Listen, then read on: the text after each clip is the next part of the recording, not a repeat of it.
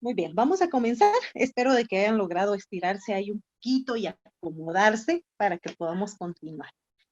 Entonces, en la primera unidad dijimos de que vamos a ver lo que es investigación y enfermería. Y entonces, lo primero que tenemos que ver es de dónde viene el conocimiento humano.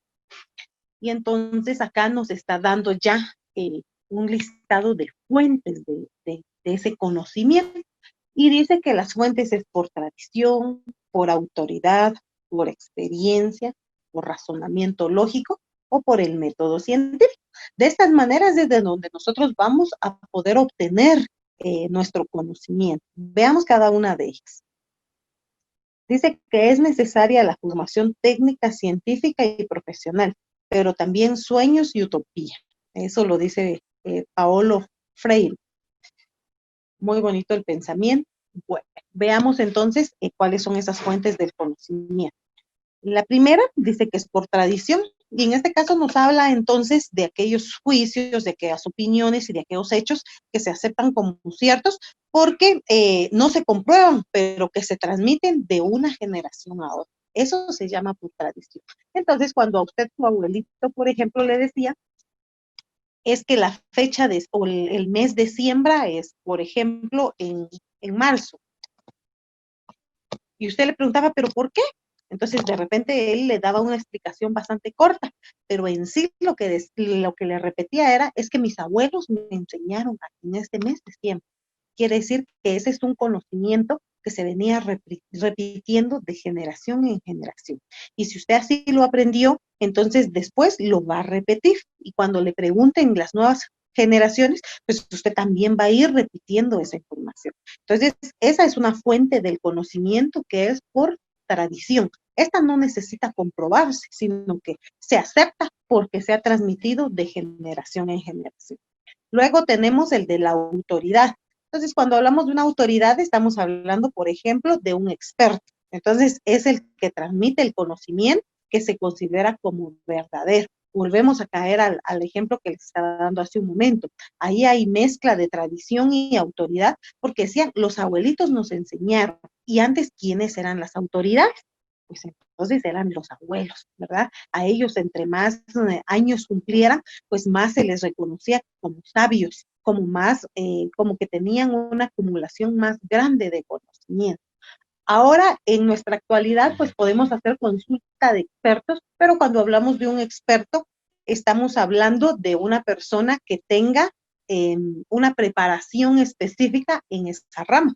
Por ejemplo, cuando yo digo, bueno, tengo algún problema de tipo jurídico, entonces, ¿a quién busco? ¿Será que voy con el zapatero? Con un abogado.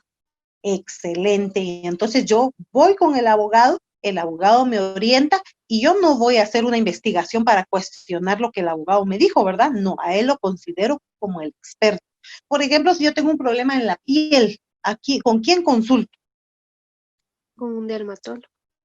Excelente. ¿Y será que yo después te averiguo lo que el dermatólogo, el tratamiento que el dermatólogo me dejó? No, ¿verdad? Acepto ese conocimiento como una opinión de experto. Luego viene también otra fuente del conocimiento, que es la experiencia. Y entonces la experiencia dice que es el método de ensayo y error, ¿sí? Y ahí entonces ponemos el ejemplo de aquel niño que por curiosidad quiere tocar el tomacorrientes con su dedito. Y entonces la mamá le dice, porque la mamá sabe, ¿verdad? Y le dice, no ponga el dedito en el tomacorrientes porque se va a lastimar. No ponga, ¿y qué hace el niño? Pone el dedito en el tomacorrientes. Y entonces, hasta que se quema, entonces aprende, ¿verdad? Y entonces dice, ya no voy a poner el dedito ahí, lo voy a poner un poquito más allá, ¿verdad? Y vuelve a ensayar si en el otro lado se va a quemar o no se va a quemar. O cuando le dicen no jueguen con fuego porque se van a quemar. ¿Qué hacemos? Lo primero es jugar con fuego y quemarnos, ¿verdad? Eso es ensayo y error. Y eso también en la vida real, pues eso nos pasa. En la práctica de enfermería nos pasa mucho, por ejemplo, en la administración de medicamentos. Hay tantas formas, ¿verdad? De que nos pasa que a veces vamos a un servicio y más nos pasa cuando somos nuevos, de que llegamos a un servicio y entonces nos dicen, disculpe, ¿y por qué se dejan aquí las papeletas? es que aquí se ve mucho desorden, pongámoslas en otro lugar, y viene alguien y dice, no, siempre se han dejado ahí. ¿Verdad que sí? Es como por tradición. Si no dice, bueno, preguntémosle a la jefe de servicio, ¿verdad que sí? Por autoridad. O dice, no, ya probamos poniéndolas en otro lado y no nos funcionó. Se nos hizo más difícil, había que estar dándole vuelta a la caja, eso de meterlos y sacarlos de la caja nos cuesta un montón. ¿Qué hicieron ahí? Ensayo y error. Ya probaron, no les funcionó. Los probamos también dejándolos en el tal apartado, en archivos, pero también se confundían y metían el número en donde no era, mejor en el carrito. ¿Verdad que sí? Entonces, ¿qué es eso? Ensayo y error. Entonces, esas son fuentes del conocimiento. Sigamos viendo las otras fuentes del conocimiento. Dice también que una de las fuentes del conocimiento es el razonamiento. Es entonces esa facultad que nos permite resolver esos problemas, extraer conclusiones y aprender, estableciendo conexiones entre causa y efecto. Entonces, ¿qué necesitamos razonar? ¿Cuál es la causa? Y si tenemos esta causa, ¿cuál va a ser el efecto? Entonces, hay diferentes tipos de razonamiento. Por ejemplo, el razonamiento lógico. Quiere decir que el razonamiento se subdivide, no son diferentes causas, sino que el razonamiento es la fuente del conocimiento, pero se subdivide en razonamiento lógico, que es la combinación de experiencias con el pensamiento lógico. Entonces, yo estoy viviendo algo, pero a eso yo le agrego, ¿sí?, una serie de pensamientos que yo voy a tener y que yo voy a organizar de forma lógica. Entonces, a eso se le llama razonamiento lógico. Vi esa serie de expedientes ahí que están en la estación de enfermería, ¿sí? Por experiencia, ya sé que ahí no se van a poder meter a una caja porque entonces cuesta estarlos metiendo y sacando. Entonces, ¿qué me dice la lógica? Si los tengo que llevar cada vez de que viene la consulta médica, entonces, ¿qué me dice la lógica? Bueno, que tiene que ser un objeto móvil donde yo pueda ponerlos todos y que estén en orden a modo de poder con agilidad manejarlos. Ese ya es un razonamiento lógico que lo estoy haciendo. Entonces, este nos ayuda a hacer esa combinación de experiencias con nuestro razonamiento propio que podemos hacer y que lo podemos hacer lógico ordenándolo.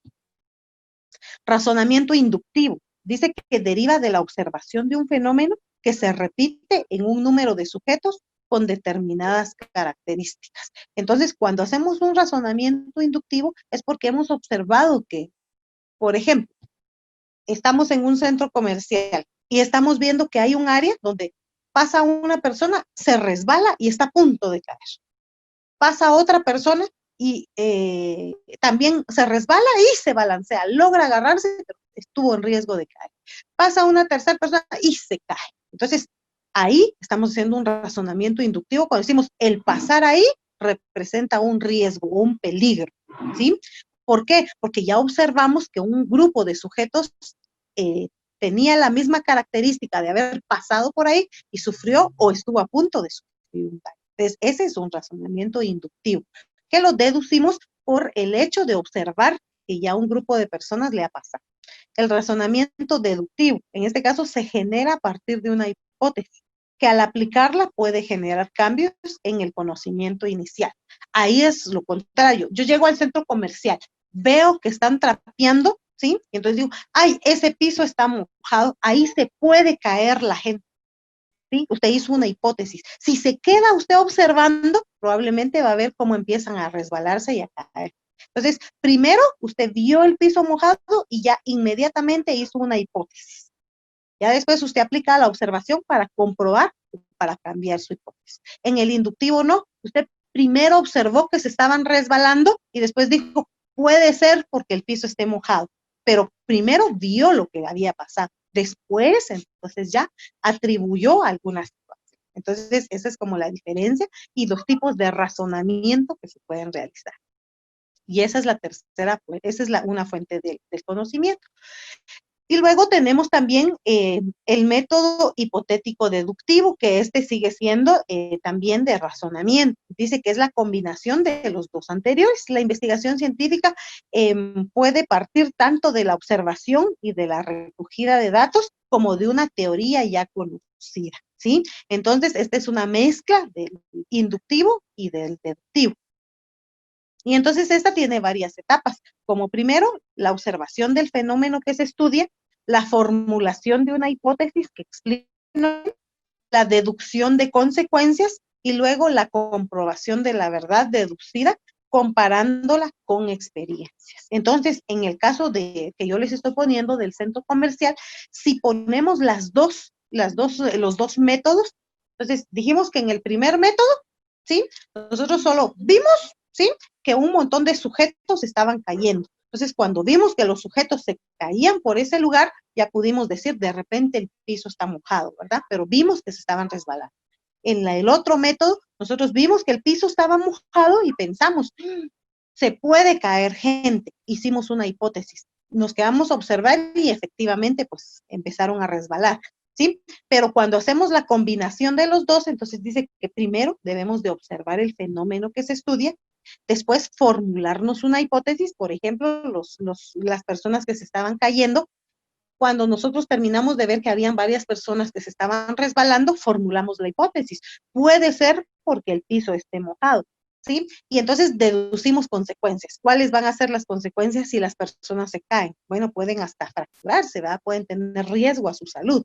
Y entonces comprobamos la verdad, ¿sí? Y entonces podemos ir, acercarnos y verificar que el piso esté mojado y luego verificar si al pasar las personas por otro lugar también se están resbalando o solo es en esa área. Si solo es en esa área es porque el piso está mojado, comprobamos la hipótesis. Pero si no, si ellos en cualquier lugar del centro comercial vemos que se siguen resbalando las personas, aunque el piso esté seco, entonces ahí decimos de que independientemente de que esté mojado o esté seco el piso, las personas se resbalan, puede ser por la textura del piso, ¿ya? Pero entonces ahí combinan las dos cosas, ¿verdad? El no solo partir de una observación, ni tampoco el solo realizar una hipótesis, sino realizar los dos, ¿verdad? Comprobarla y entonces ya deducir hasta inclusive las consecuencias que se puedan tener. Hay otra fuente del conocimiento, que en este caso es el método científico. Dice que la mayoría de las disciplinas utilizan para comprender, predecir o explicar los fenómenos objeto de su interés el método científico. Ya vimos que hay fuentes del conocimiento tradicional. ¿Consideran ustedes que los agricultores utilizan esta fuente del conocimiento o consideran ustedes que utilizan la fuente de autoridad o consideran ustedes que utilizan los agricultores para poder hacer su quehacer, consulta expertos o consideran que utilizan el razonamiento o utilizan el método científico? ¿Qué dicen ustedes? Por ejemplo, los agricultores, ¿qué fuente del conocimiento utilizan? Yo considero que en el área campesina todavía se utiliza el método de tradición, ¿verdad? Lo que transmitían los abuelos o los padres hacia los hijos. Debido también a que no se cuenta con maquinaria industrializada o algún otro tipo de instrumentos que ayuden a tener una producción como se tiene eh, en otros lugares o en un país ya desarrollado. Entonces, especialmente en el área campesina, pues se tiene todavía lo tradicional. Excelente, muchas gracias. Si hablamos de la economía, tradición y experiencia, dice Pepe. Muy bien, excelente. Si hablamos de la ciencia de la economía o de la disciplina, los ecónomos, ¿qué fuente del conocimiento consideran ustedes que ellos utilizan?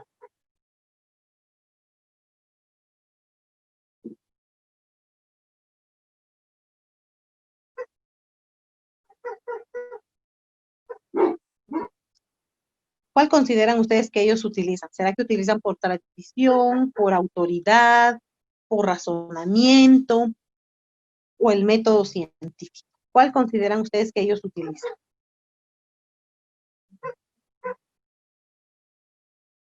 O la experiencia. ¿Qué dicen ustedes? Aquí con los agricultores ya alguien dijo que utilizaban la tradición y también la experiencia. Y tienen mucha razón porque los agricultores pues se dejan llevar mucho de lo de lo que el abuelito, por ejemplo, les enseñó, pero con relación a que ellos también prueban, ¿verdad? Ellos ensayan, este año no se dio mi maíz porque yo le puse abono químico. El otro año voy a probar poniéndole mejor abono natural, ¿verdad? Entonces eso es ensayo y error. Ensayo y error quiere decir experiencia. Ah, no, el año pasado me tonteé porque sembré maíz y también sembré, qué decirles yo, ayotes. Pero resulta que los ayotes empezaron a botar mi milpa. Entonces este año ya no voy a cometer el mismo error. Mejor voy a sembrar maíz y haba. ¿Verdad que sí? Por experiencia ellos lo están haciendo. Y bien lo decían los abuelitos, dice, ¿verdad? De que no había que sembrar muy luego porque si no llueve se seca la semilla. Entonces ellos combinan esas dos fuentes de conocimiento, por tradición y por experiencia. Pero ahora los ecónomos, alguien por ahí escribió que por experiencia, dice. Pero miren, para un ecónomo, Eli, perdone. sí, por favor. ¿Los qué dijo, perdone? Los ecónomos, los economistas, los que se dedican a la economía, por ejemplo, los auditores, los contadores, los de marketing. Ah, yo pienso que ellos usan el método científico, pero también es a través de la experiencia, porque recordemos que ellos están, póngale los auditores, ellos estudian, o sea, ellos todo lo tienen como que en bases legales, no es nada empírico, sino que ya está fundamentado. Excelente, lo que usted ha dicho es muy correcto. Ellos ya tienen una base, ¿sí? Ellos ya no son empíricos, quiere decir que no es por experiencia, quiere decir que no es por tradición. ¿Por qué no es por tradición? Porque esto es muy variable, la economía cambia muchísimo. Entonces, lo que antes era, hoy ya no es. ¿Por qué no es por experiencia? Ah, porque un error en economía está derivado en millones de quetzales. Entonces, si ellos cometen un error, ellos lo pagan en moneda. Entonces, no se van a arriesgar a poder como hacer negocios cuando no está comprobado, ¿sí? Que ellos puedan hacer las inversiones. ¿Qué hacen ellos? Usted dijo algo muy importante. Se basan en leyes, se basan en estudios. Entonces, ¿qué hacen? Consulta de expertos, ¿verdad que sí? Ellos dicen, mire, fíjese que me están vendiendo tal propiedad, pero tienen tal situación, voy a ir a consultar con un abogado. Él me va a decir toda la base legal de, por ejemplo, cómo poner una empresa. Por ejemplo, alguien que vaya a decir, bueno, yo soy el gerente administrativo financiero de un hospital. ¿Qué hace él? Consulta con expertos. ¿Quiénes son los expertos? Los que han estudiado medicina, las ramas de la medicina. Entonces, mire, fíjese que yo necesito invertir en la compra de mascarillas. ¿Cuál es la mejor? ¿Será que el administrador o el financiero elige cuál mascarilla? No, ¿verdad? Porque él no sabe. Entonces, ¿qué hace? Consulta a los expertos, ¿sí? En cada una de las ramas se maneja lo administrativo financiero, o sea, todo lo de economía.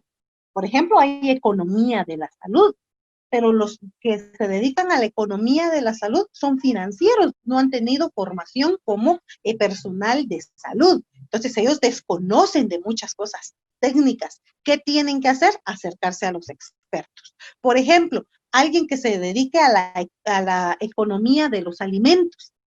¿Qué tiene que hacer? Pues acercarse a los ingenieros en alimentos, porque él va a conocer mucho de balances, de ingresos, de impuestos y de todo lo demás, pero de la rama en sí no va a conocer. Entonces, ¿qué debe de hacer? Ir y consultar expertos, ¿ya? Y ahora, por supuesto que también utilizan el método científico, claro que sí, pero ellos más utilizan esa consulta de expertos. Ahora, los salubristas, ¿qué hacemos? ¿De dónde sacamos, o sea, cuál es nuestra fuente del conocimiento?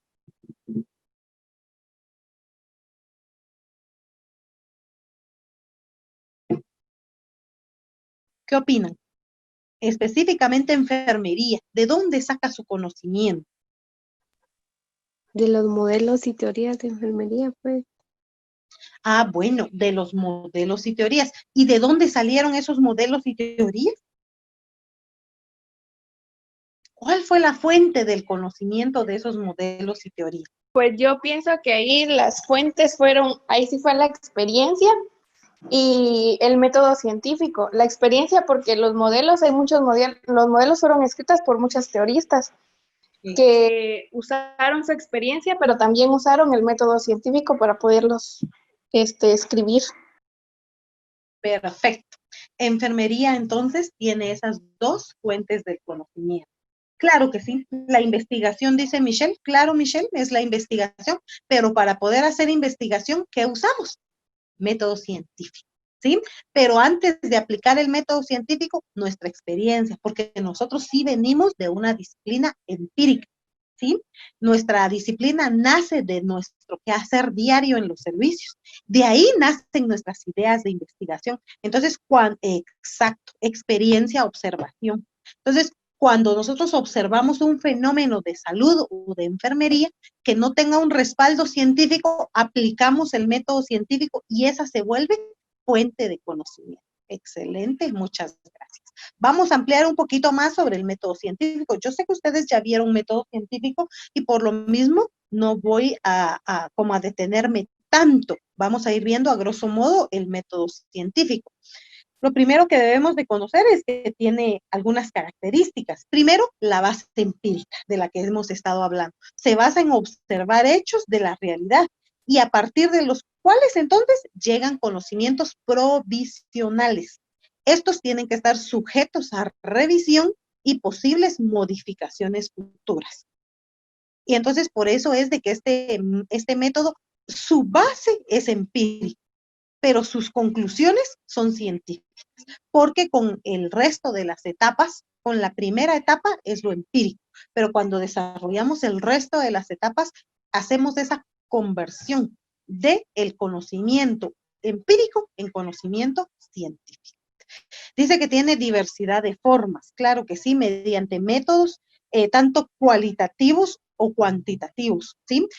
Últimamente, pues se ha puesto bastante como a la moda, podríamos decir, todos los métodos cualitativos, ¿sí? Antes era solo números, ¿verdad? Usted quería hacer investigación, tenía que ser de tipo numérica, y si la hipótesis no se comprobaba con una asociación a través de métodos estadísticos, usted no había hecho nada, ¿verdad? No, o sea, no tenía significancia, no tenía relevancia científica, pero en la actualidad eh, lo que pasa es de que nos hemos visto en la necesidad de también probar fenómenos de tipo pensamientos, sentimientos y emociones.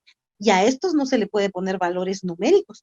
Entonces, de ahí nace todo lo que son los métodos cualitativos. Y entonces ya más adelante vamos a hacer una verdadera relación y vamos a profundizar entre estos métodos, el cualitativo y el cuantitativo. Dice que el método científico es fiable y replicable. Quiere decir de que sí podemos confiar en que nos va a acercar lo más que se pueda a la verdad. También, por supuesto que eso depende mucho del investigador, más que todo de la ética del investigador, para que sus resultados sean muy fiables y replicables. Si el investigador manipula o sesga la información, entonces no va a ser fiable y no va a ser replicable. Pero si el investigador es una persona ética y aplica correctamente el método científico, va a ser un método fiable porque sus resultados van a ser verídicos y va a ser replicable puesto que al volver a medir el fenómeno va a dar los mismos resultados. Es flexible, pues se adapta al objeto de estudio de diferentes disciplinas. El método científico lo aplican los economos, lo aplican los antropólogos, lo aplican los sociólogos, lo aplican quienes, los médicos, lo aplican los abogados, lo aplican, ¿quiénes más lo aplican? No, muchísimas disciplinas. Y en sí, su esencia no cambia, ¿sí? Sino que únicamente flexibiliza sus pasos para poderse adaptar a las necesidades de cada disciplina. Por eso es muy flexible el método científico. En la diapositiva pasada vimos que decía que utilizaba técnicas y también ¿Qué es un método? Es un método que utiliza técnicas. Entonces veamos qué es una técnica. Y dice que técnica es el conjunto de instrumentos y medios a través de los cuales se recorre el camino de la investigación, o sea, el método. Quiere decir que un método va a estar compuesto por varias técnicas. Y método es etimológicamente, la palabra métodos proviene del término griego métodos, que significa el camino hacia algo. Es el camino más adecuado para lograr un fin. En la investigación es el objetivo, ser el conocimiento. Quiere decir que el método científico es el camino hacia el conocimiento.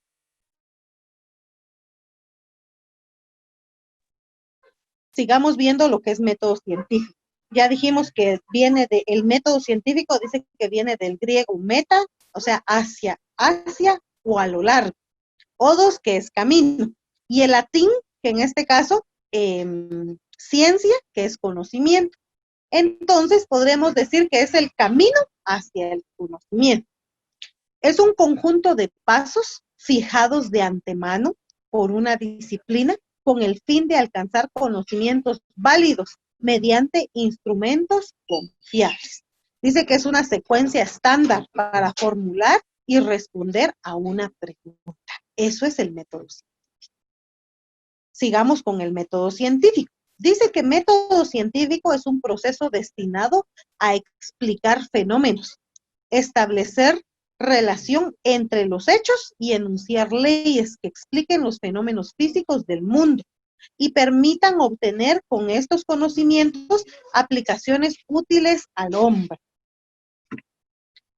Hay una teoría del conocimiento científico y entonces dice que esta teoría es un conjunto de conceptos o categorías para explicar objetivamente la realidad y solucionar problemas específicos. Entonces, en enfermería, estos son los pasos que utilizamos para acercarnos a la verdad, para construir nuestras teorías, como muy bien lo decían. ¿Quién lo había dicho? ¿Ya alguien de ustedes lo había dicho? Que utiliza el método científico para poder obtener y llegar a esas teorías que hasta el día de hoy hemos estado utilizando. Ahora, ¿quién inventó el método científico? Van a decir ustedes, ¿quién nos quiso complicar la vida inventando el método científico? No, alguien que quería resolvernos la vida. Y entonces dice que para la ciencia son Francis Bacon y René Descartes. En este caso, ellos fueron los que dieron inicio a esta serie de pasos. Y entonces empezaron a organizarlos de la mejor manera para lograr el objetivo, que es acercarnos al conocimiento. Los musulmanes lo desarrollaron, especialmente el científico, ya después de que Francis y René Descartes habían inventado el método científico, entonces estos musulmanes lo desarrollaron, específicamente Alhazen. Entre los siglos XVII y XVIII, Francis Bacon utiliza este método en estudios de filosofía.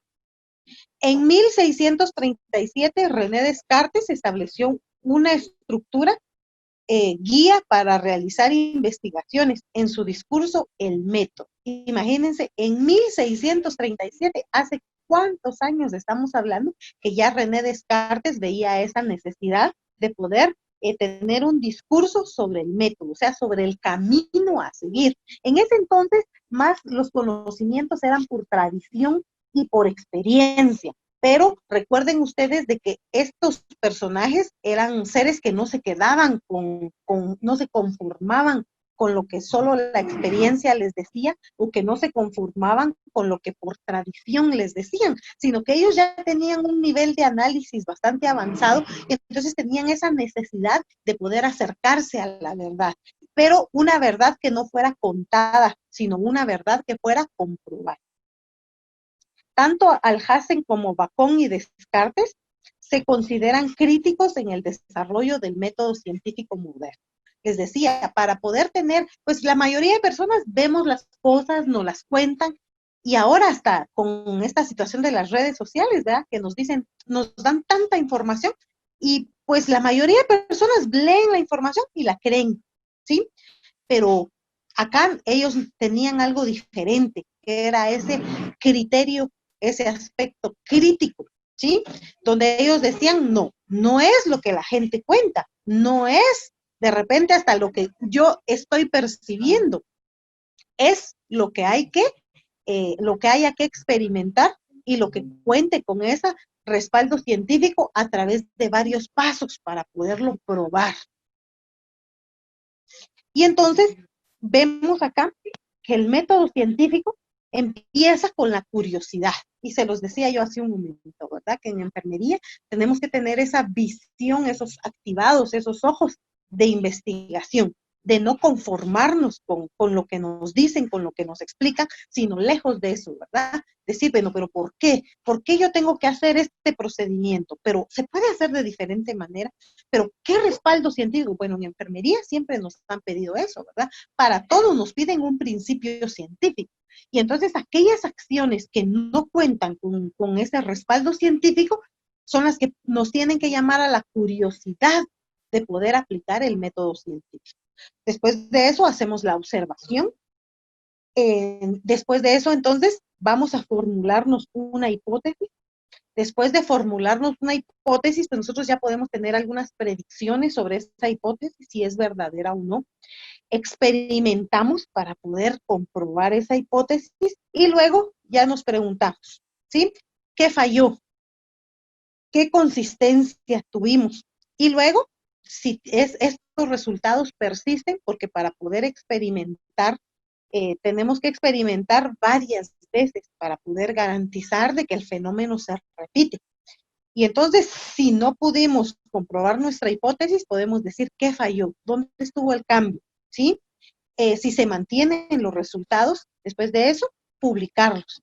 ¿Para qué? Para que haya una aceptación por la comunidad científica. Y si hay una aceptación por la comunidad científica, o sea, la comunidad científica tiene que también ir y evaluar que el método científico haya sido aplicado de una buena forma, que se tenga ese respaldo. Entonces, para tener ese respaldo científico, la comunidad científica va a comprobar el fenómeno y va a hacer esa experimentación.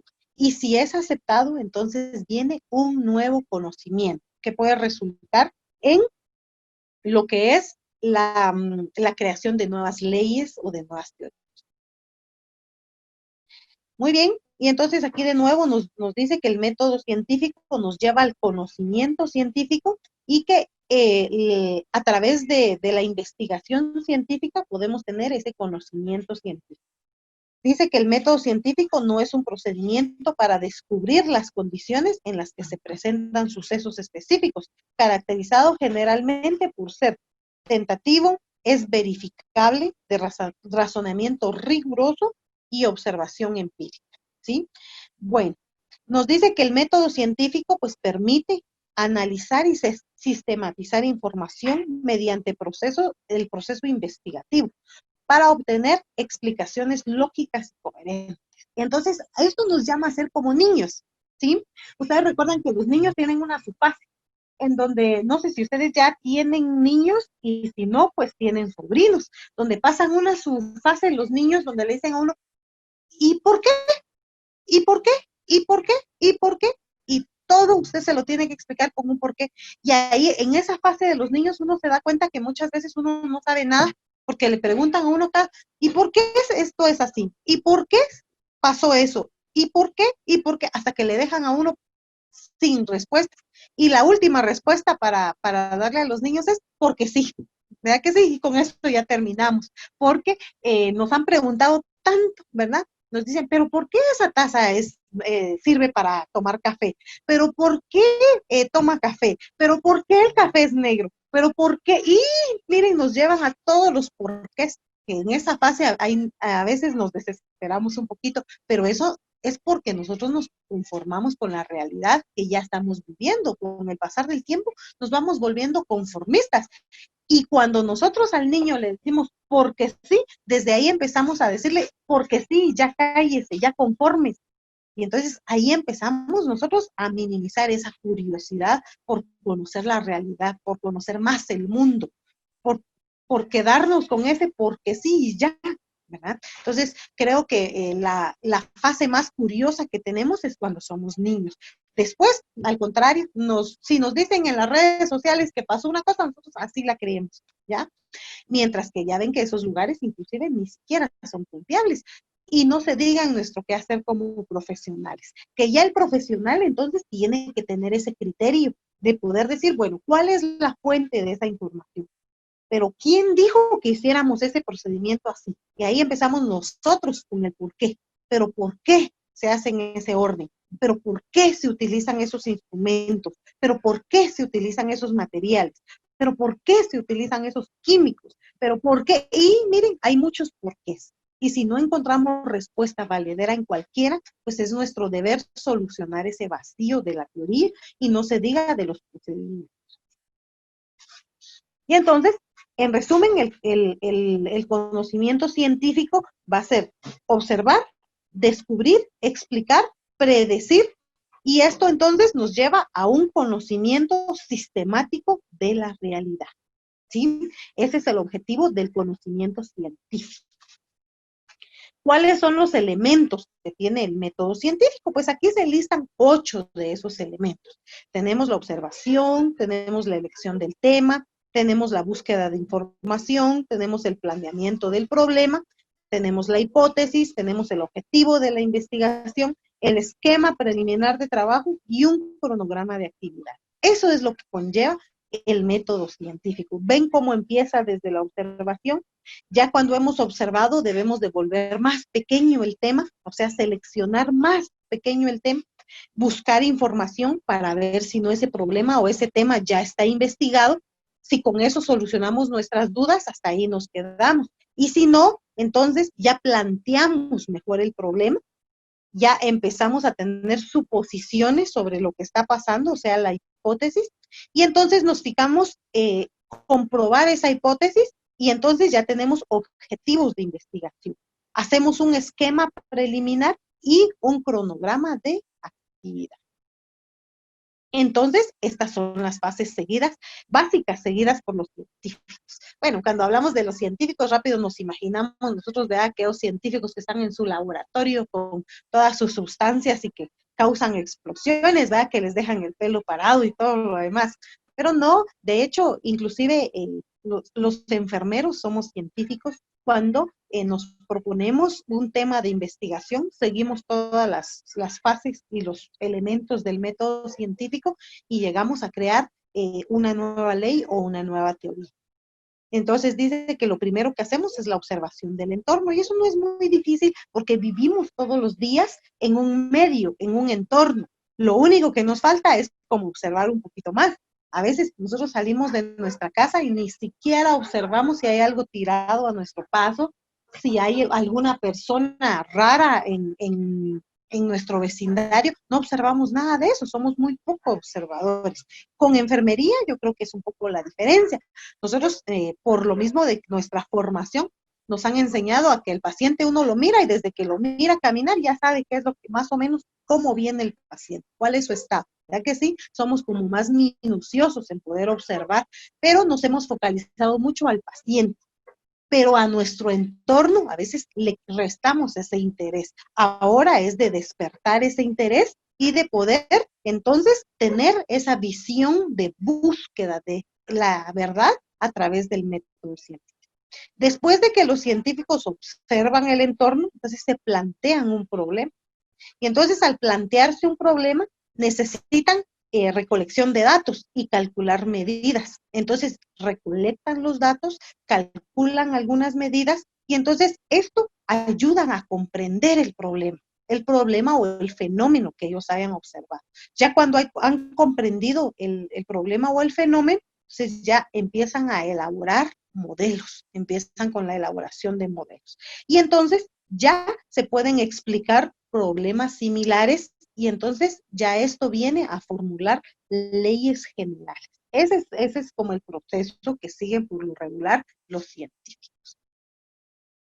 Y entonces tenemos acá el método científico y nos lo marca por fases. En la primera fase dice que le vamos a llamar observación. Y en esta observación dice que tenemos la definición y el planteamiento del problema. En la segunda fase, entonces, ¿qué tenemos? Tenemos los supuestos, esos supuestos que van a ser contrastables con la realidad, o sea que los vamos a contrastar con la realidad. Entonces, en esta fase tenemos lo que es la formulación de una hipótesis. La tercera etapa, entonces ya viene lo que es el experimento, ¿sí? El control de las variables. Entonces, aquí es donde venimos y logramos la comprobación de la hipótesis. Puede ser que se compruebe o puede ser que haya necesidad. Si sí se comprueba, vamos a pasar a la teoría, ¿sí? O sea, la etapa de conclusiones, que es la cuarta etapa. Pero si no se comprueba, regresamos a la segunda fase, que es volver a formular una hipótesis. Eso, así es como se da el método científico. Por eso es de que es una serie de pasos ordenados y que se puede repetir muchas veces, de acuerdo a las necesidades que tengamos. Entonces, el método científico es ver, suponer, comprobar, enunciar, ampliar y vuelta a empezar. Eso es lo que es el método científico. Ver, suponer, comprobar, enunciar, ampliar y vuelta a empezar. ¿Por qué tiene ese vuelta a empezar? ¿Por qué consideran ustedes que es vuelta a empezar?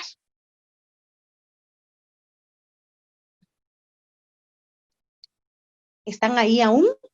Porque, como usted decía, si la hipótesis no se comprueba, pues tenemos que volver a plantearnos, no sé, otra hipótesis, otro planteamiento y se vuelve a empezar o a hacer un nuevo proceso de investigación. Excelente, muchas gracias. ¿Quién más? Todavía hay mucho más que decir de ese vuelta a empezar. Les voy a ayudar un poquito. Porque puede que tengamos otra investigación. Dice, claro, hay muchos fenómenos que observar. Claro que sí. La investigación nunca terminaría si nosotros queremos investigar. Claro, hay muchísimo que investigar. También, si no se comprueba la hipótesis, pues vuelta a empezar. Volvemos a formular nuestra hipótesis. Pero ¿por qué más? ¿Por qué más vuelta a empezar? ¿Por qué tenemos que volver a empezar? ¿Alguien?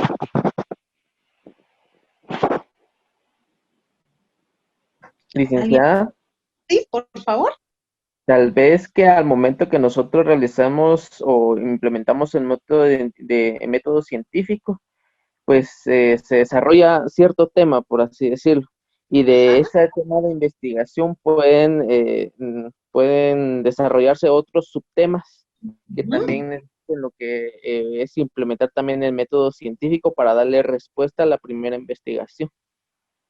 Correctísimo, excelente, claro que sí, porque de un fenómeno pueden partir otros fenómenos que requieran la aplicación del método científico. Claro, así es. Muy bien, ¿quién más? ¿Por qué creen que volvemos a empezar cuando aplicamos el método científico? Ver, suponer, comprobar, enunciar, ampliar y vuelta a empezar. ¿Por qué?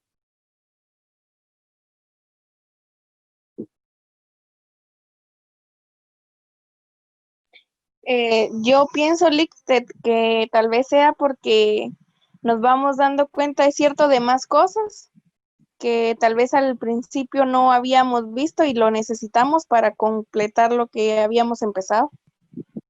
Excelente, porque podemos completar teorías o podemos completar leyes. Claro que sí.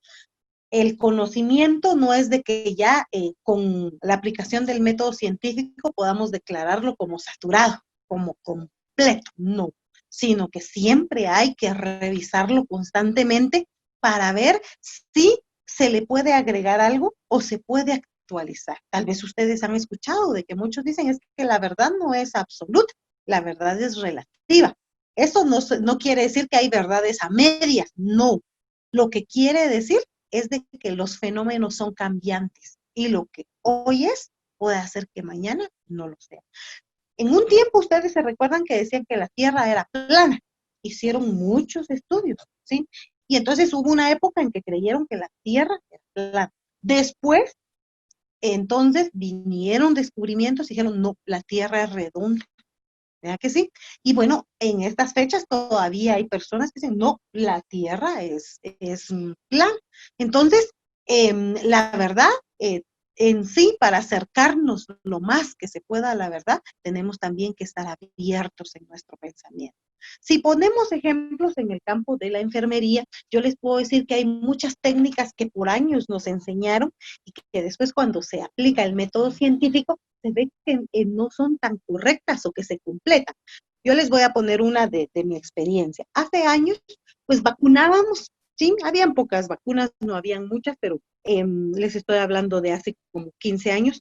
Fíjense ustedes que era indispensable contar dentro de nuestro equipo el poder tener con un medio para poder realizar la asepsia antes de vacunar. Ya se sabía que si no se hacía la asepsia, pues podría haber riesgo de infección en el área de punción.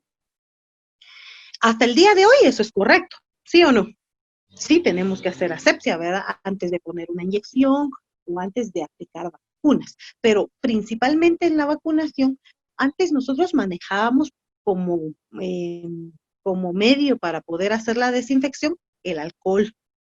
Ahora díganme ustedes, en todos nuestros procedimientos decían, bueno, prepare sus insumos para la vacunación. Biológicos, jeringas, algodón y alcohol. Ahora, en estos tiempos, ¿se sigue utilizando esto o ya no? ¿Qué dicen ustedes?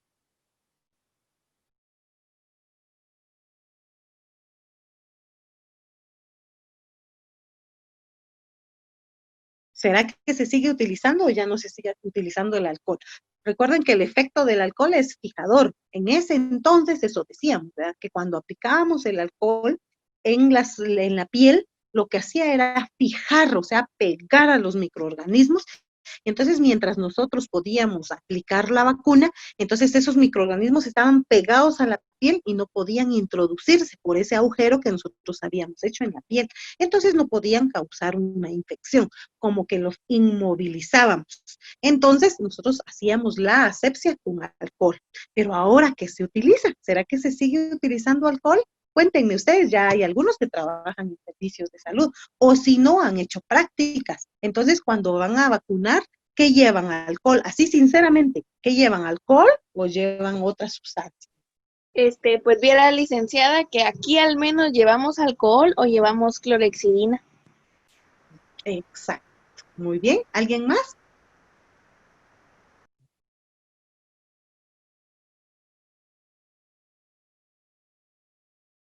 ¿Nadie más? Bueno, pues debo de contarles de que anteriormente era como una norma, ¿va? Que teníamos que llevar el alcohol. Ahora se ha dejado de utilizar el alcohol y se ha sustituido por otras sustancias como lo es la clorexidina. La clorexidina lo que es un jabón, ¿sí? Y entonces esto es porque se han hecho estudios en donde se dice de que el alcohol sí provoca daño a algunos microorganismos y resulta que como durante la vacunación nosotros estamos administrando precisamente virus, bacterias y algunos toxoides. Y resulta de que estos microorganismos, solo que los administramos atenuados, ¿verdad? Pero cuando nosotros aplicamos alcohol antes de vacunar y después aplicamos la vacuna, entonces resulta que este alcohol puede provocar una disminución en la efectividad de la vacuna, porque sí afecta a esos microorganismos que nosotros estamos inyectando. Quiere decir que esos microorganismos son susceptibles al alcohol.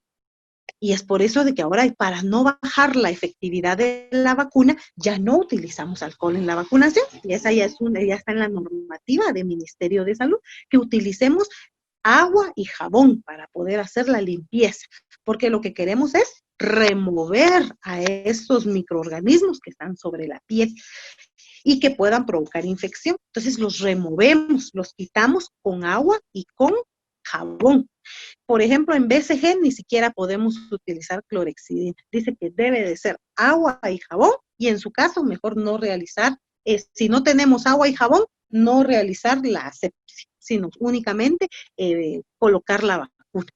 Entonces, eso ha sido totalmente cambiante. Antes, alguien que lo observara a uno administrando una vacuna sin haber hecho la debida asepsia, olvídense, era capaz que le levantaban a uno conocimiento, lo sacaban del servicio.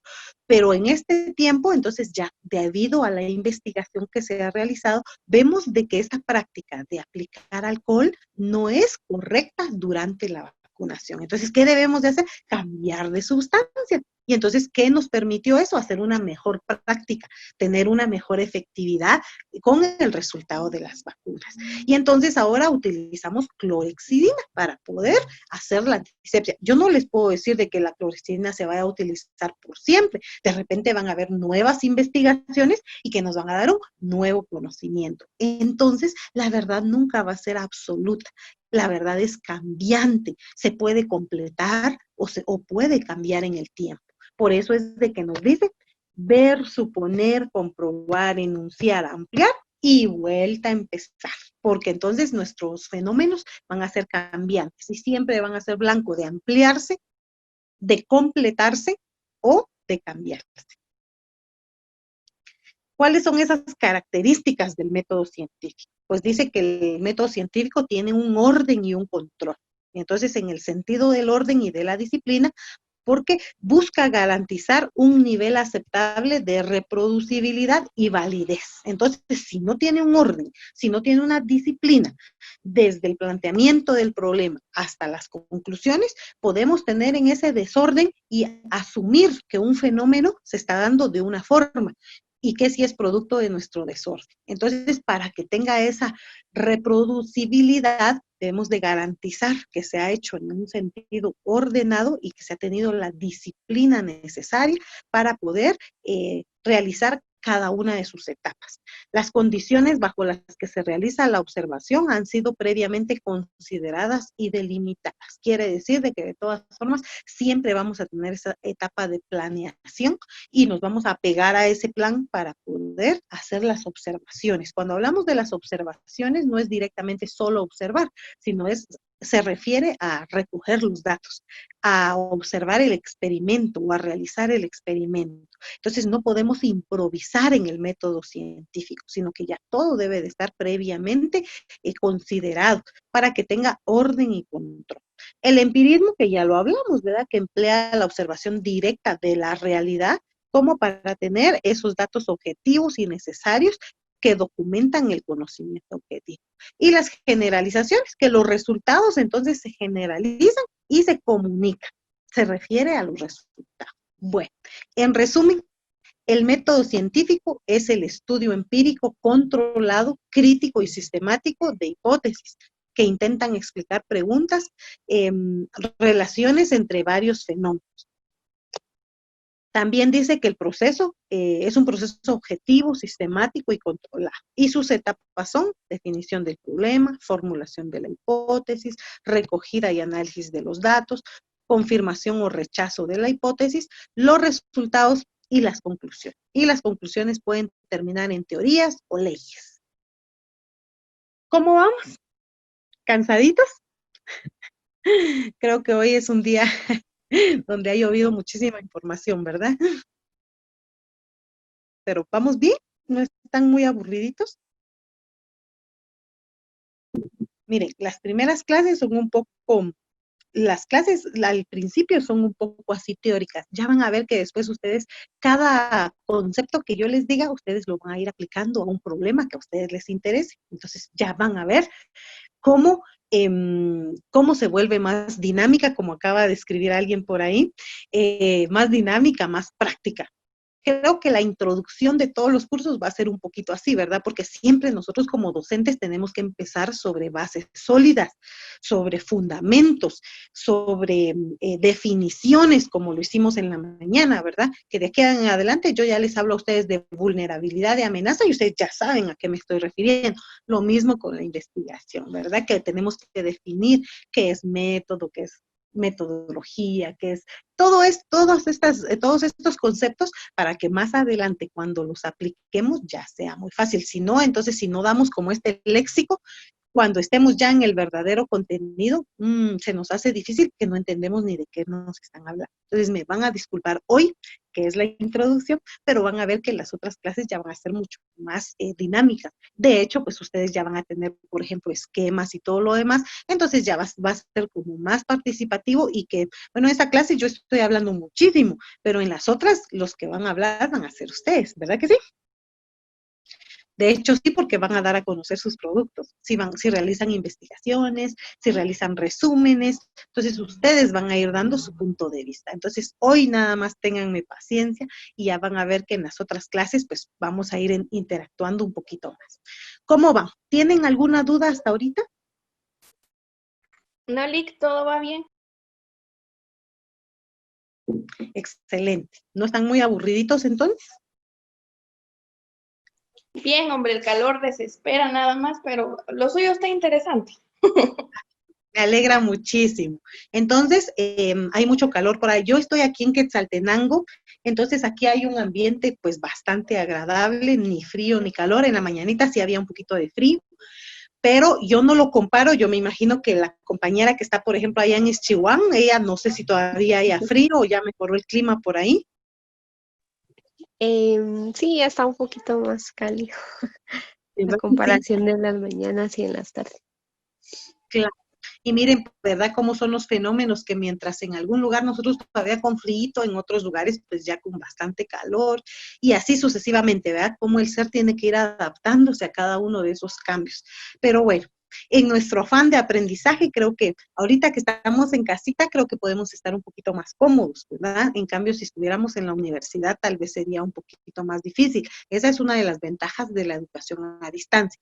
La desventaja es de que se me distraen a veces con cualquier cosita. Entonces yo sí les pido por favor que ustedes adapten su espacio solo para poder estudiar. Ya les dije, aléjense de su camita, aléjense de alimentos y todo lo que hay. Yo lo que sí siempre trato de tener a mano es un poquito de agua o un cafecito como para poder ir despertándose. Eso sí es excelente que ustedes lo puedan tener.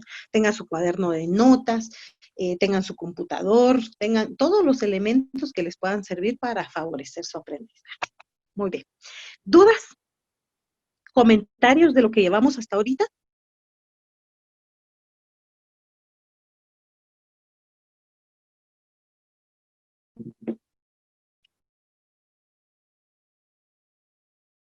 ¿Nada? ¿Todo bien o todo mal? ¿Se ha entendido todo o no se ha entendido nada?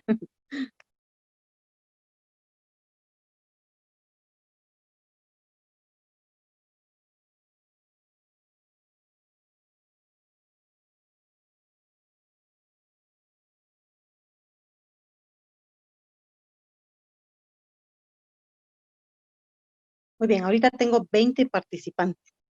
Todo va bien. Dice, excelente, gracias Daniel, muy amable. De hecho, ustedes van a poder tener este material para revisarlo más despacito. Gracias Rubí, todo bien, excelente, me alegra mucho. En el momento que ustedes no entiendan algo, con toda confianza, o lo escriben en el chat o me mandan un mensaje para todos o mándenme un mensajito en privado, no tengan pena. Entonces, con mucho gusto, yo no voy a decir su nombre, sino yo voy a tratar de ampliar un poquito más ese punto, ¿sí? A veces uno se pierde y como, bueno, hay concepciones muy diferentes de la terminología, entonces a veces uno le cuesta entender un poquito. Yo creo que la ventaja está en que ustedes ya son enfermeros, ya tienen una buena base de conocimientos, pero también están teniendo experiencias en los servicios de salud. Eso ayuda muchísimo a entender todo lo que es la aplicación de definiciones y de conceptos. Muy bien, como inciso D, en nuestra primera unidad tenemos lo que son los fundamentos de la investigación científica. Entonces, vamos a seguir viendo algunos fundamentos de la investigación científica.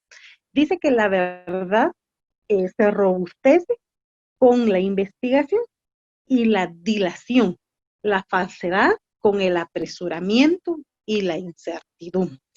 Entonces nosotros siempre queremos estar como lo más cerca que se pueda de la verdad.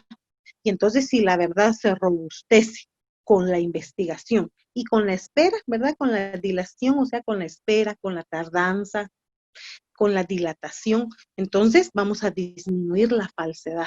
Y cierto, la falsedad se fortalece con el apresuramiento. Por estar apresurados, ay, pone eso, aunque venga de la Wikipedia, dice, ya no tenemos tiempo, dejémoslo así, ¿verdad? Entonces, eso es como apresurado. O la incertidumbre del hecho de no contar con un conocimiento respaldado científico, eso da más incertidumbre, eso crea más y cada vez más incertidumbre. Entonces es muy importante que ustedes traten siempre de favorecer la verdad, lo más cerca siempre de la verdad, estar siempre cerca de la verdad. Entonces ya caemos a lo que es investigar. Y entonces aquí nos dice, ¿qué es investigar? Y entonces investigar dice que es un proceso mediante el cual se obtiene información para responder una pregunta o curiosidad. Aquí sí no aplica eso de que la curiosidad mató al gato, no. Al contrario, entre usted tenga más curiosidad, pues mucho mejor, porque va a tener muchas más opciones sobre qué investigar. ¿Qué es un proceso? Dice, hablamos tanto del proceso de la investigación, el proceso aplicado en el método científico, pero ¿qué es un proceso? Y entonces nos habla de que son son fases sucesivas de un fenómeno en el cual los elementos que lo conforman interactúan y se complementan entre sí. Muy bien, entonces son fases sucesivas, fases ordenadas, fases lógicas, ¿sí? Que siguen un orden lógico, que están ordenadas y que siempre nos van a llevar a un fin. Ese es un proceso. ¿Cuáles son esos elementos del proceso de la investigación? Pues lo primero es una ciencia. Y para tener nosotros una ciencia, entonces la ciencia utiliza métodos, que es el camino a seguir, y las técnicas, que es la forma de, para poder llegar al conocimiento teórico. Esos son los elementos y ese es el esquema que utiliza entonces ese proceso de investigación. Para crear una ciencia necesitamos la aplicación de métodos y técnicas para llegar a un conocimiento teórico. Y entonces, ¿qué es ciencia? ¿Sí? Es de latín scientia, ¿verdad? Decir, que significa conocer. La ciencia es una serie de conocimientos neutrales y comprobables acerca de un tema específico. Oiga, por eso es de que estamos divididos en ciencias, porque cada una de las ciencias tiene un conjunto de conocimientos o de saberes sobre determinada situación o determinado tema. Por ejemplo, las ciencias de la salud, dicen, ¿verdad? Entonces quiere decir que su eje va a ser todo el conocimiento relacionado a la salud. Las ciencias económicas, claro, porque entonces todo lo relacionado a la economía va a estar en esa ciencia, ¿sí? Va a ser ese conjunto de conocimiento.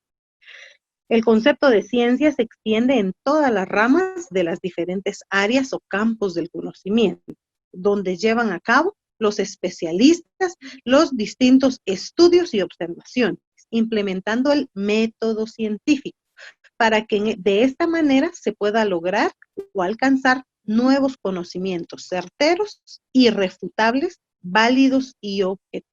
Entonces, esa es la ciencia. Ven ustedes cómo se va enlazando. Vimos el método científico y entonces resulta que la ciencia utiliza el método científico para cumplir con su método. Y la ciencia no es más que ese conjunto de conocimientos sobre un tema específico. Por ejemplo, cuando hablamos de la ciencia de enfermería, ¿cuál es la ciencia de enfermería? Es ese conjunto de conocimientos relacionados a todos los saberes y quehaceres de enfermería. Ahora bien, ¿qué es el conocimiento? Porque hemos hablado tanto de conocimiento científico, de acumular conocimientos, de acercarnos al conocimiento. Ahora, ¿qué es el conocimiento? Pues es el proceso mediante el cual el hombre refleja en su conciencia la realidad objetiva en la cual está inmerso como objeto de estudio. Eso es conocimiento, quiere decir que es un proceso, o sea, una serie de pasos por el cual el hombre pasa y refleja en su conciencia la realidad objetiva.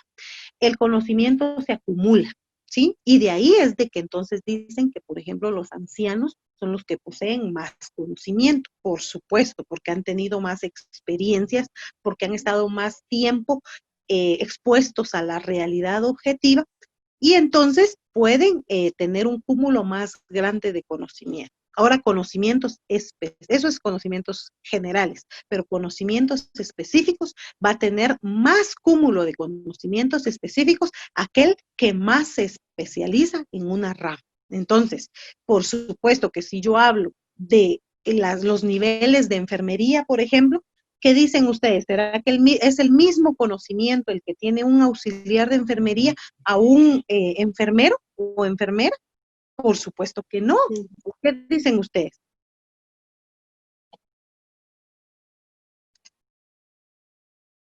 ¿Alguien iba a hablar por ahí? Ujú. No, porque nosotros llevamos como que un periodo más largo de formación en la cual pues vamos adquiriendo experiencia y conocimientos a la vez. Ellos Excelente. estudian 1 año y nosotros 3. Y si hablamos de un enfermero con un licenciado en enfermería,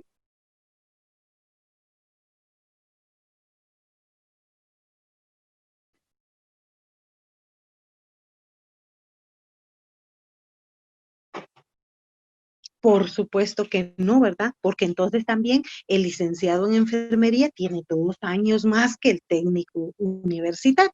Y si hablamos de una maestría en enfermería, depende de maestría en qué, ¿ya? Entonces, en esa rama se va a especializar y va a ampliar su conocimiento. Y así vamos a poder hablar de todos los niveles que hay. Y entonces, entre más nivel académico usted tenga, se supone que tiene un cúmulo más grande de conocimiento y que entonces estos tienen que verse reflejados en su conciencia de una realidad objetiva. Quiere decir de que cuando usted está en los servicios de salud, entre más conocimiento tiene, también más responsabilidad tiene, porque se supone que usted ha estado más en contacto con la realidad y por lo tanto sabe manejar de mejor manera las problemáticas que se presentan. Entonces, relacionado a esto va el cúmulo de conocimiento. El conocimiento, entonces, lo vamos a dividir en conocimiento no científico y en conocimiento científico. Dice que el conocimiento no científico es empírico, es espontáneo. Por ejemplo, a usted, ¿quién le enseñó a caminar? No tuvo que estudiar para ello, ¿verdad que no? Sino fue un conocimiento espontáneo. ¿Quién le enseñó a hablar? ¿Quién le enseñó cosas como los quehaceres normales de la casa? ¿Verdad? No tuvo usted que estudiar para ello, fue un conocimiento espontáneo, un conocimiento común, cotidiano, porque se repite del quehacer de todos los días y es ordinario, o sea que no hay una persona específica que tenga ese conocimiento, sino todos tenemos alcance sobre ello. Por ejemplo, díganme ustedes quién no sabe cocinar un huevo, pero no tuvo que estudiar para poder cocinar un huevo. Es un conocimiento general, es un conocimiento espontáneo, es un conocimiento que se repite todos los días, porque de repente en el desayuno, pues todos los días tiene usted que comer, por ejemplo, un huevo. Entonces lo come de diferentes maneras y ha aprendido con la cotidianidad, pues de poder irlo preparando de diferentes formas. ¿Ya? Entonces, es un cúmulo de conocimientos de la realidad, pero de la realidad en general. Ahora, el conocimiento científico, este sí es empírico teórico. ¿Por qué? Empieza de lo cotidiano, empieza de la realidad simple, pero con la aplicación del método científico se vuelve teórico. Recuerden ustedes que si se acepta la hipótesis, pasa a ser una ley o una teoría.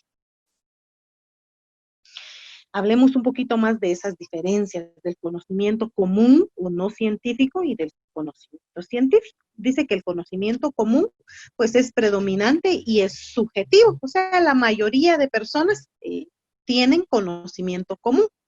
Responde solo al cómo, ¿sí? Solo al cómo.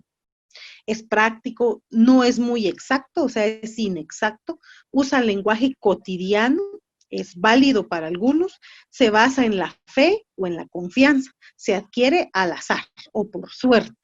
Ahora el conocimiento científico dice que es predominantemente objetivo. ¿Sí? ¿Por qué es objetivo? Porque ya hemos seleccionado el tema, ya hemos hecho varias etapas, ya lo hemos comprobado. Entonces sí es objetivo.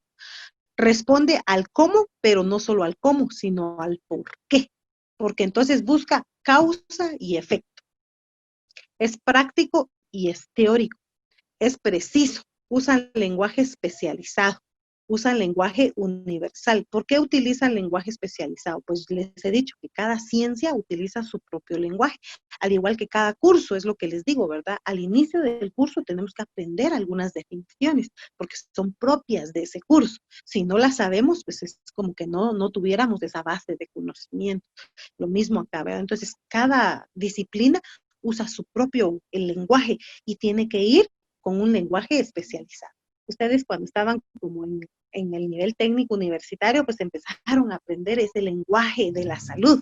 Pero ahorita en licenciatura en enfermería ya hay muchas cosas que nosotros inmediatamente platicamos y ya ustedes saben de qué es lenguaje de salud, pero tienen que ir refinando y ampliando ese léxico como profesionales.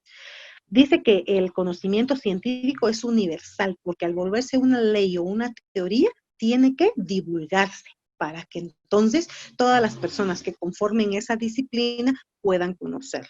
Se basa en la comprobación, ¿verdad? No se asume por fe, porque recuerden que la fe es creer en lo que uno no ve. Pues aquí no basa el conocimiento en esto, ¿verdad? Sino que basa su conocimiento en la comprobación. Se adquiere siguiendo un método y es predictivo. Lo que queremos es como un poquito predecir lo que va a pasar, como para poder ya estar preparados y tener ese conocimiento. Y luego entonces ya esto nos lleva a lo que es la investigación científica. Y dice que es un proceso de carácter creativo que pretende encontrar respuestas a problemas trascendentes mediante la construcción teórica del objeto de la investigación. Y entonces la investigación científica se sirve de lo que es el método científico. ¿Cuáles son esas etapas y momentos de la investigación científica? Coincide muchísimo, ¿verdad?, con lo que es el método científico y aquí hace básicamente la comparación, ¿verdad?, que uno no se desprende del otro. Método científico, investigación, y nos da 3 momentos, así como en los desastres, ¿verdad? La planificación, la ejecución y la comunicación de resultados. Alguien de ustedes me dijo eso, que no solo el antes, durante y después, no solo se aplicaba a las emergencias y desastres, sino se aplicaba a muchas cosas de nuestra vida. Y aquí pues podemos comprobarlo, ¿verdad? Que también para lo que es el proceso de investigación tenemos un antes, que es la planificación, un durante, que es la ejecución, y un después, que es la comunicación de los resultados. Por supuesto que en cada uno de los cursos tiene un enfoque totalmente diferente y tiene diferentes actividades. Conozcamos aquí la planificación en el método científico. Dice que vamos a plantear el problema, vamos a hacer la construcción de un modelo teórico. Eso es en el método científico. En la investigación, entonces dice que es la definición del problema. Aquí definimos cuáles son nuestros objetivos de investigación y hacemos un marco teórico. Quiere decir que acá revisamos teoría, revisamos hipótesis y revisamos variables. Y entonces, ya teniendo esto, ya tenemos un marco teórico, o sea, una información previa de ese fenómeno que nosotros queremos investigar. En el método científico tenemos lo que es la prueba de la hipótesis. Cuando hablamos ya de investigación, a eso le llamamos diseño del estudio. Cuando hablamos del nivel de conocimientos, en la investigación nosotros le llamamos recolección, procesamiento de datos, análisis y conclusiones. Eso es parte todavía de probar la hipótesis. Ya cuando tenemos esto, entonces cuando hablamos de un nuevo conocimiento, hacemos la presentación del informe, ¿sí? Quiere decir que en este caso ya tenemos una nueva teoría o ya tenemos una nueva ley. Ese es el nuevo conocimiento. Y a eso se le conoce entonces en los momentos como la comunicación de resultados. Como ustedes pueden ver, de repente viéndolo desde el punto de vista de método científico, pues ustedes puedan decir, ay, se complica un poco.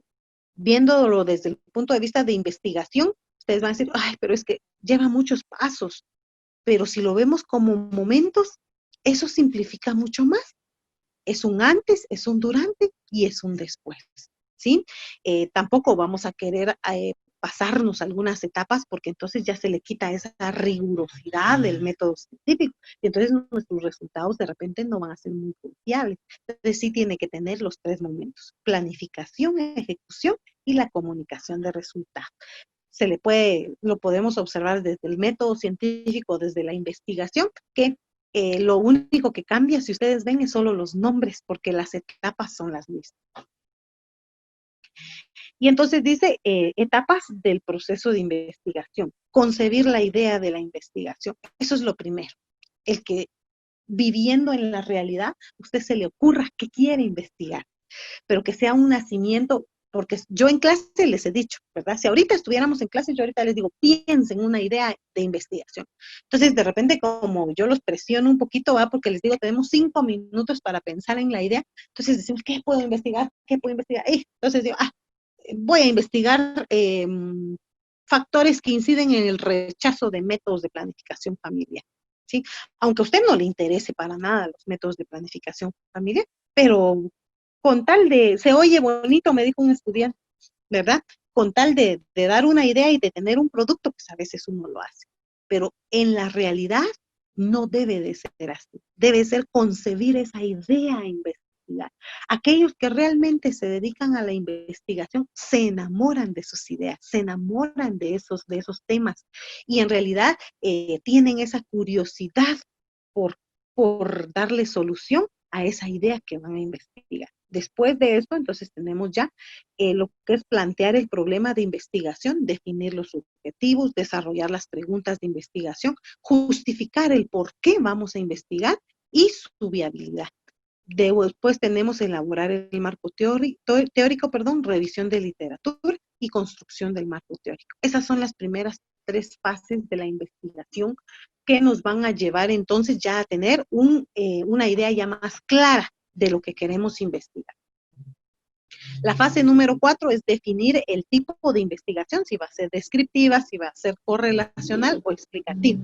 Definir las hipótesis, delimitar las variables y definirlas y operativizarlas. Seleccionar el diseño apropiado de la investigación, si va a ser experimental o no experimental.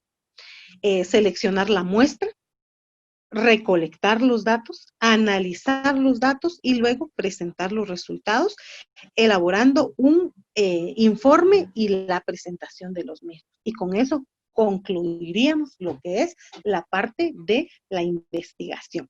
Y entonces, para ustedes, ¿es importante la investigación científica?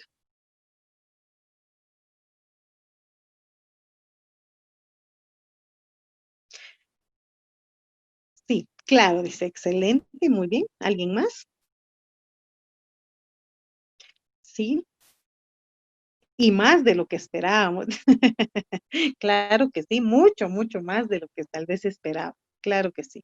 Es de suma importancia la investigación científica. Es de suma importancia y como ustedes ven, nosotros nos dedicamos a los fenómenos de salud, pero cada ciencia se dedica a lo que es la descripción, la explicación o la predicción de fenómenos de su rama.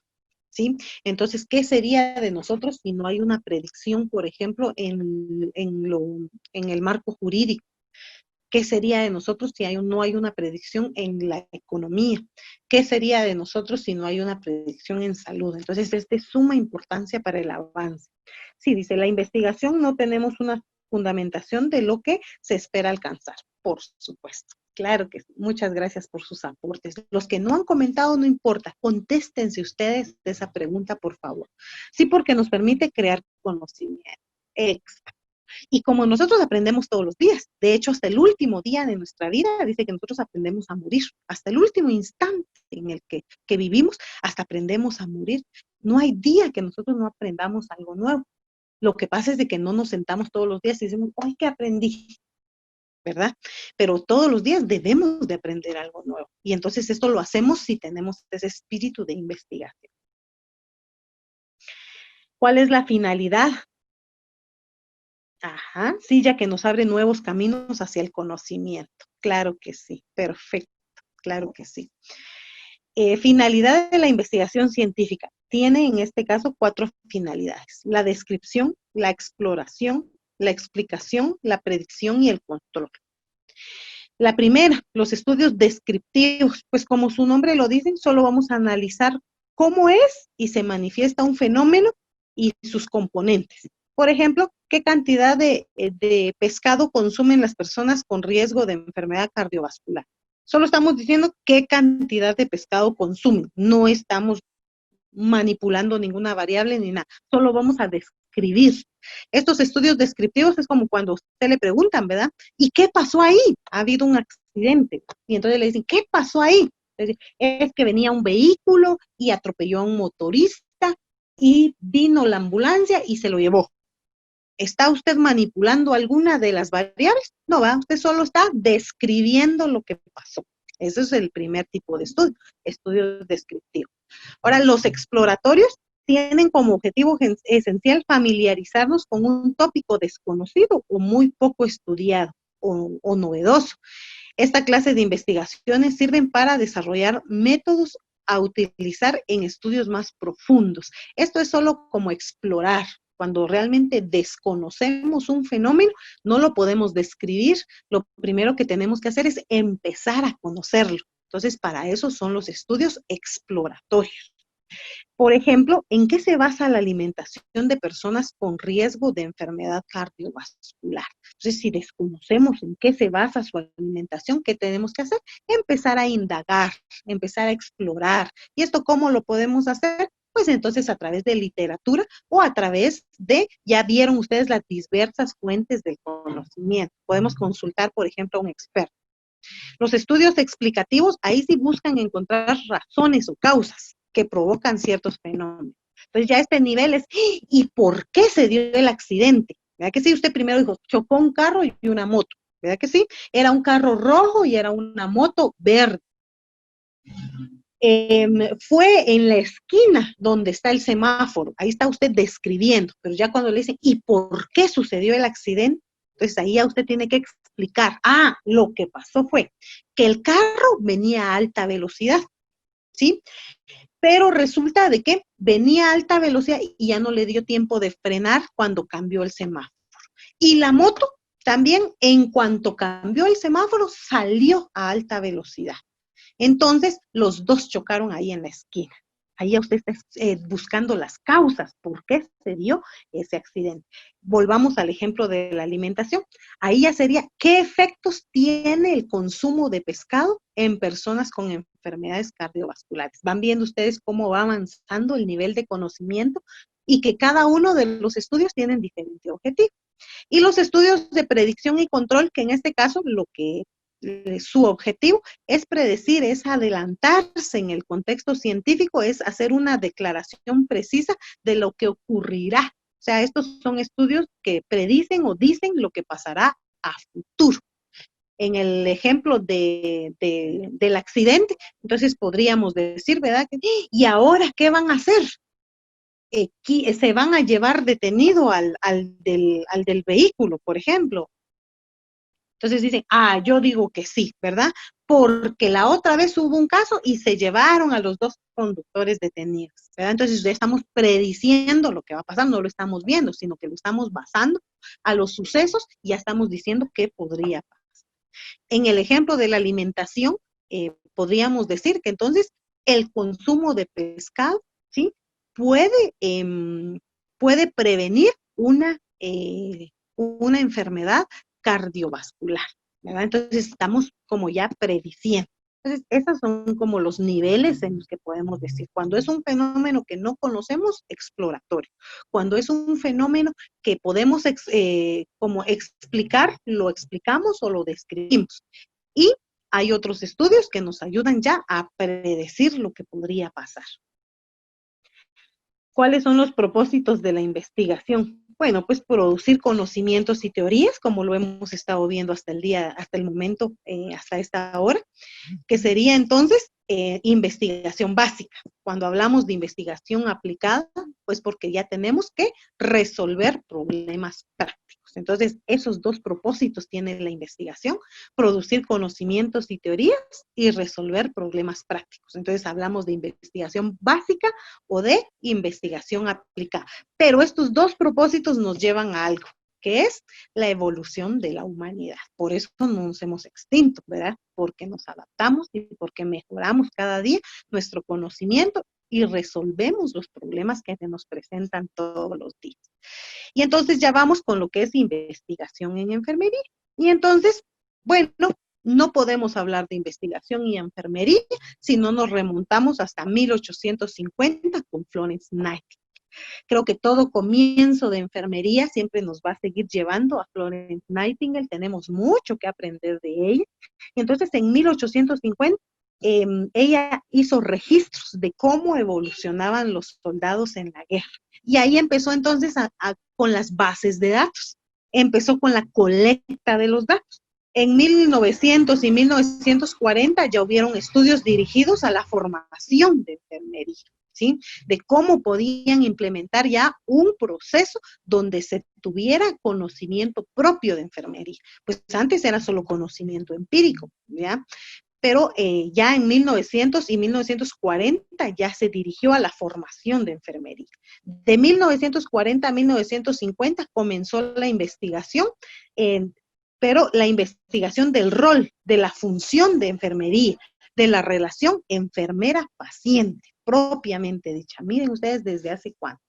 En 1960 ya vienen los estudios, se centran en las características que una enfermera debe tener. Comienzan a publicarse las revistas científicas de enfermería en el Nursing Research. Entonces, 1970 ya tenemos cursos de posgrados, de grado, doctorados, se empieza a estudiar cuál es el marco teórico de la enfermería y ahí viene la aplicación del PAE, como ustedes lo habían dicho. En 1980 ya se mejora la asistencia al paciente mediante estudios e investigaciones. Aquí favorecido por la informática. Ya viene la tecnología a apoyar nuestro quehacer como enfermeros. En 1990 se va más allá de lo cuantitativo y se pasa a lo cualitativo, a las vivencias, a los sentimientos, a las emociones. Recuerden que enfermería no solo se basa en mediciones, por ejemplo, todo lo fisiológico, tensión arterial, temperatura, peso, talla, no. Enfermería no se basa solo en lo físico, sino enfermería se basa también en lo espiritual, en los sentimientos, en las emociones y en los pensamientos. Y eso no se puede medir con números, eso se tiene que medir de una forma cualitativa, o sea, con cualidades. Y ya se crea entonces, ya desde 1990, se crea el Instituto Nacional de Investigación de Enfermería en los Estados Unidos. Creo que hay mucho que aprender de estos países. Guatemala se ha quedado un poquito atrás en este sentido, pero eso no quiere decir que las futuras generaciones no vayan a cambiar y que pronto tengamos ya nosotros también un instituto de investigación. La investigación en enfermería, entonces, dice que es ese proceso mediante el cual crece la base de conocimientos para la práctica del cuidado. Recuerden que nuestro objetivo, nuestro propósito, nuestra meta siempre va enfocado al cuidado y entonces al fundamento de nuestro quehacer. Aquí tenemos otros propósitos que ya los hemos hablado, el de describir, el de explorar, el de explicar y el de predecir. En enfermería sigue siendo lo mismo que en la investigación en general. Siguen siendo los mismos propósitos, describir características de un fenómeno, explorar factores que se relacionan con el fenómeno, explicar la causa del fenómeno y predecir cómo puede predecir el fenómeno, cómo puedo controlar su ocurrencia. La importancia, bueno, es una herramienta para el desarrollo del nuevo conocimiento, permite ampliar el conocimiento permanentemente, permite fundamentar nuestras decisiones, eso es muy importante, permite evaluar la eficiencia de las decisiones. Muchas personas dicen, ay, la enfermera ni sabe qué, solo sigue órdenes. Bueno, si aplicamos esto, no. Vemos que nosotros estamos mucho más fundamentadas que muchas otras disciplinas. ¿Es un proceso? Claro que sí, porque convierte esa necesidad de información en una pregunta, o sea, ya se formulan preguntas. Cuando vemos un vacío en la ciencia, entonces formulamos preguntas. Rastreamos las mejores evidencias para contestar esa pregunta, búsqueda bibliográfica, por eso les decía que en investigación hay mucho que leer. Valorar críticamente la validez, la fiabilidad y la utilidad de las evidencias encontradas. Valoración crítica, no solo de documentos, sino también de procesos que hacemos, de procesos, de técnicas. Veámoslos con esos ojos críticos, no para cuestionar todo, ¿verdad? O para crear problemas en los equipos. No, únicamente para ver si realmente tiene la validez que se requiere. Y la participación de la enfermera en la investigación, y ya con eso pues vamos a estar terminando. Yo ya les voy a dejar el tiempo si ustedes tienen alguna pregunta hasta el momento. ¿Cómo podemos participar en la investigación? Bueno, participando en seminarios, aplicando lo leído en la práctica clínica, nunca se olviden de eso. Todo tiene que tener un fundamento científico. No en lugar de ir para adelante, vamos a ir para atrás, vamos a empezar a olvidar lo que ya aprendimos. No, jamás. Siempre vamos a ir poniendo en práctica más de nuestros conocimientos, haciendo revisiones bibliográficas. Creo que en enfermería eso falta muchísimo, que nos documentemos un poco más. La colaboración en investigación, a veces no queremos ni llenar una encuesta, ¿verdad? Decimos, ay, ¿para qué? Ay, qué aburrido. Ay, no. Y menos cuando nos piden que nosotros hagamos investigación. La revisión de los métodos, ya vamos a conocer un poco más sobre métodos, ya ustedes me van a ayudar a revisar si los métodos son correctos o no. Y la participación en comités éticos, eso es como básicamente aplicar los resultados de esta valoración, no tirar los resultados por la borda, siempre estar abiertos a algo nuevo, o sea, aplicación de la mejor evidencia. Si a nosotros nos dicen, no, ya no se utiliza alcohol, se utiliza clorexidina, entonces estemos abiertos a ese cambio, no nos digamos, no, a mí me dijeron alcohol, yo alcohol voy a utilizar. No, no, no, apliquemos esos resultados de investigaciones novedosas. Y luego evaluar nuestro rendimiento. O sea, evaluar cómo estamos nosotros trabajando, cómo estamos haciendo nuestras intervenciones. Les puse algunas referencias bibliográficas acá por si ustedes quieren ampliar todavía un poquito más sobre todo lo que hemos platicado. Yo sé que es corto tiempo para mucho contenido, pero yo traté de hacerles como un resumen de los resúmenes de los resúmenes para que tuviéramos una idea bastante clara. Espero haber llevado el hilo, que no los haya perdido a ustedes de una idea a otra y que podamos entonces el día de hoy tener buenas conclusiones. Entonces, si tienen comentarios o dudas, creo que ya estamos 15 minutos tarde, disculpen ustedes, pero siempre nos atrasa un poquito esa situación de empezar la clase tarde, ¿verdad? Hoy empezamos, ¿qué? Media hora tarde o 40 minutos tarde y son las consecuencias que estamos teniendo. Ya estuvimos tarde en todo, disculpen ustedes, la próxima reunión no va a ser así porque vamos a empezar a las 8:10, ¿verdad que sí? Eso va a ser lo más tarde que vamos a empezar. Entonces, pero ustedes me tienen que ayudar para eso. ¿Comentarios? ¿Preguntas?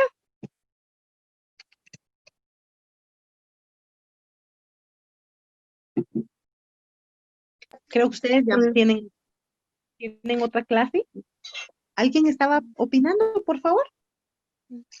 Que por el momento no, todo claro, licenciada, y gracias por la explicación y por compartirnos de sus conocimientos para aprender. Muy interesante las clases. Qué bueno, me alegra que les hayan gustado. Ojalá no los vaya a asustar ni los vaya a aburrir con tanto que hoy les he dicho.